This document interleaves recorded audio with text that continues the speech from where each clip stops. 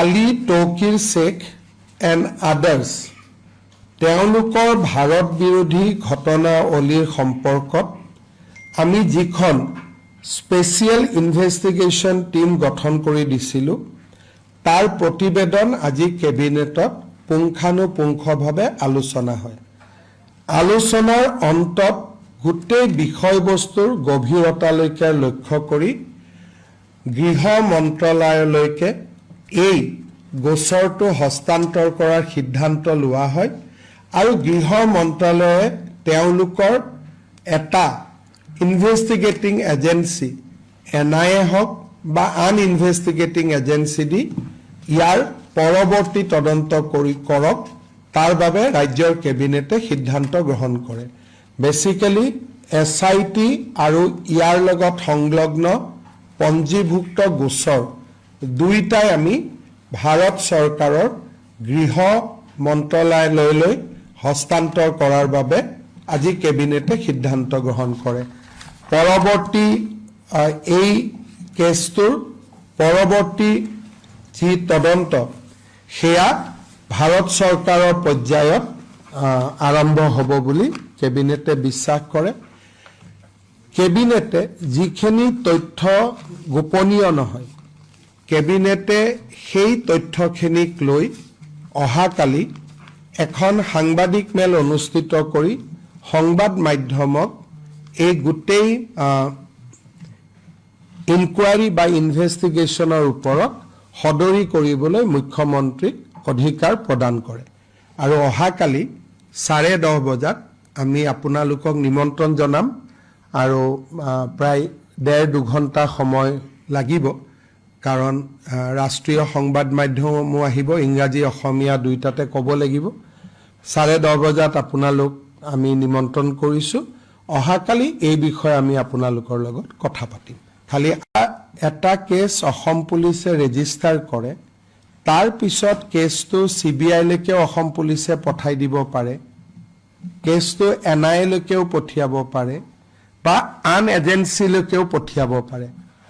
আমি কেবিনেটে সিদ্ধান্ত লৈছোঁ যে এজেন্সিটো আমি চিলেক্ট কৰিব নালাগে, আমি ভাৰত চৰকাৰৰ গৃহ বিভাগলৈকে গোটেই প্ৰতিবেদনখন পঠাই দিম যাতে গৃহ বিভাগে NIA-ক দিব বা CBI-ক দিব, সেই স্বতন্ত্ৰ সিদ্ধান্তটো যাতে গৃহ বিভাগে ল'ব পাৰে।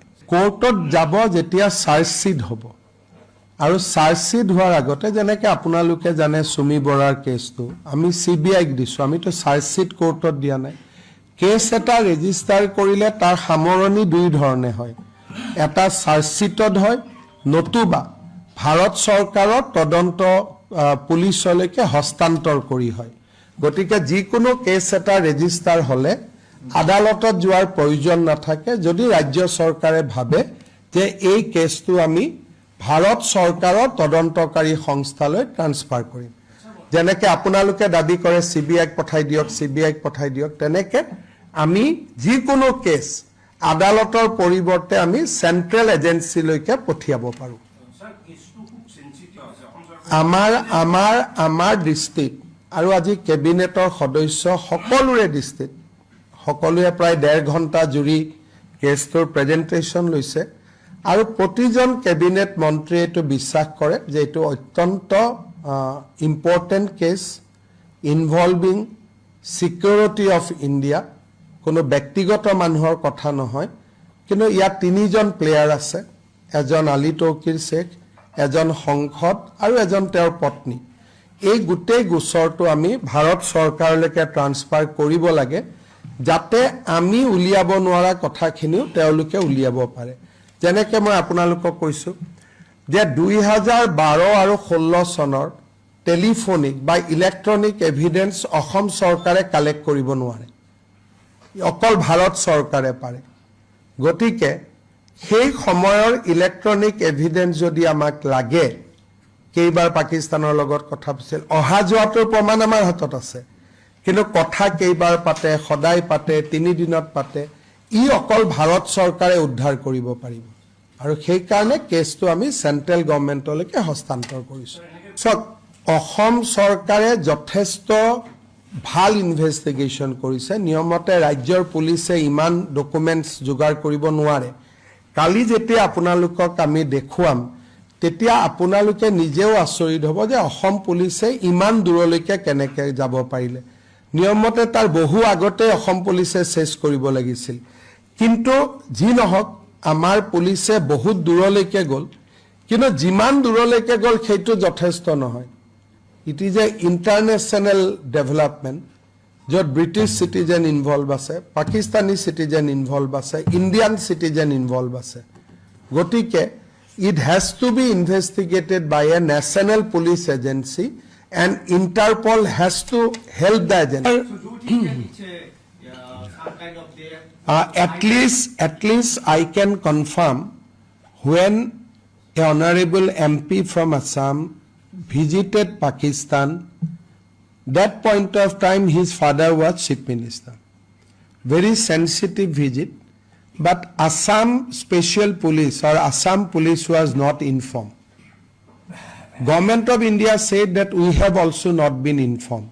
So if today my son visit Pakistan, then I will inform Joy Shankar. They look, my son is a cricket player. He is going to play Pakistan for playing cricket. So I am keeping you on loop. So that is the normal channel how things go. If my wife goes to any state or any places outside Assam, Assam Special Branch inform the other state or embassy if they go outside. These are not written, but these are the protocol and procedures once follow. But we asked Special Branch of Assam Police whether you were aware. They said we were not aware. That point of time, the MP was residing in the residence of Chief Minister.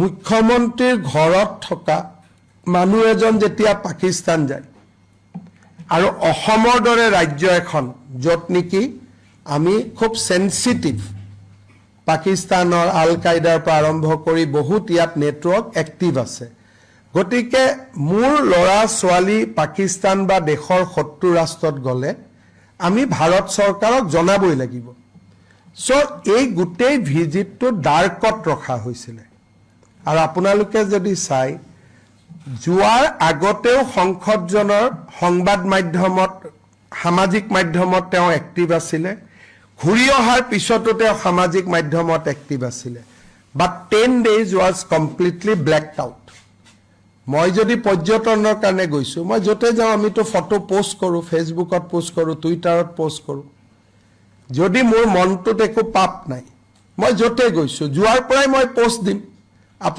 আপুনি থাইলেণ্ডত গৈছিলে বহুত post দিয়া নাই জানো তেতিয়া ভাল so জুনে যত জেনেকে গৈছিলে তো তেনেকে মই যদি আজি ডেভোছত গৈছো মই ফটো দিয়া নাই জানো তো মানুহে সোশ্যাল মিডিয়াক ব্যৱহাৰ কৰে কিন্তু that day 10 days was digital silence গতিকে কালি যেতিয়া আপোনালোকক আমি প্ৰেজেন্টেশন দিম তেতিয়া আপোনালোকে বহুতখিনি কথা অনুভৱ কৰিব আৰু 1.5 ঘণ্টাৰ পৰা 2 ঘণ্টা সময় আমাক লাগিব যেহেতু ইংৰাজী অসমীয়া দুইটা মাধ্যমতে আমি ব্ৰিফ কৰিম Chief Minister got